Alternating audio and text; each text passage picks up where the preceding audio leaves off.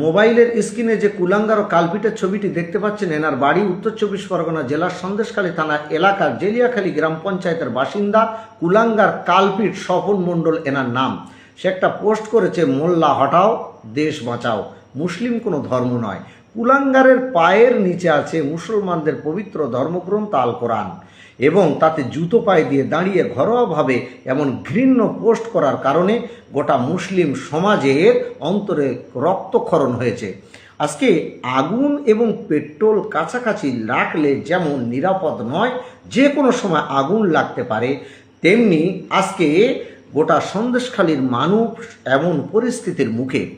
এহেন পরিস্থিতিতে সন্দেশখালী থানার ভারপ্রাপ্ত ওসি তিনি অত্যন্ত দক্ষতার সঙ্গে কন্ট্রোল করেছেন এবং বিশাল পুলিশ বাহিনী নিয়ে তাকে অ্যারেস্ট করতে সক্ষম হয়েছে। কৃতজ্ঞতা জানাই। গোটা পশ্চিমবঙ্গে এমন পরিস্থিতিতে সকলকে শান্ত হওয়ার অনুরোধ করব, কারণ সামনে 2026-এর ভোট, যাতে কোনোরূপভাবে সাম্প্রদায়িক সম্প্রীতি নষ্ট না হয়। শুধু তাই নয়, রাত 11টা নাগাদ ওয়াসির স্যারের সঙ্গে আমার কথা হয়েছে যে আমি এই ভিডিওটা নিয়ে ফরেন্সিকেও পাঠিয়েছি, যাতে মূল কালপিট কোনোরূপভাবে ছাড় না পায়। আমি স্যারকে অনুরোধ করেছি, স্যার আপনিই পারেন, আমার বিশ্বাস যে আপনি বাঘ এবং গরুকে এক ঘাটে জল খাওয়াতে পারেন এবং সেটা সন্দেশখালীর মাটিতেই আপনি করে দেখিয়েছেন।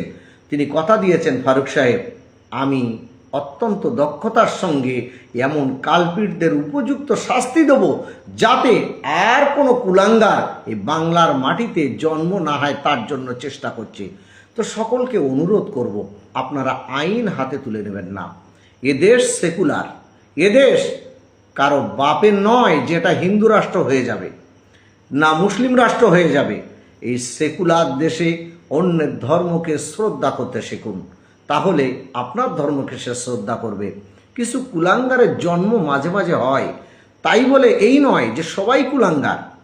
আজকে যারা নিজেদের ফায়দা লোটার জন্য এই সমস্ত কুলাঙ্গারদের মদত দিচ্ছে, তাদেরকেও রেয়াত করা হবে না।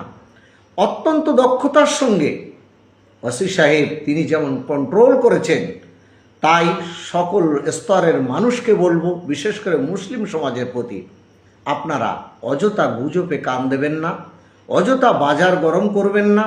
আপনারা প্রশাসনের উপরে আস্থা রাখুন, দেখুন পরিস্থিতি কোন দিকে যায়, কিভাবে কন্ট্রোল করে।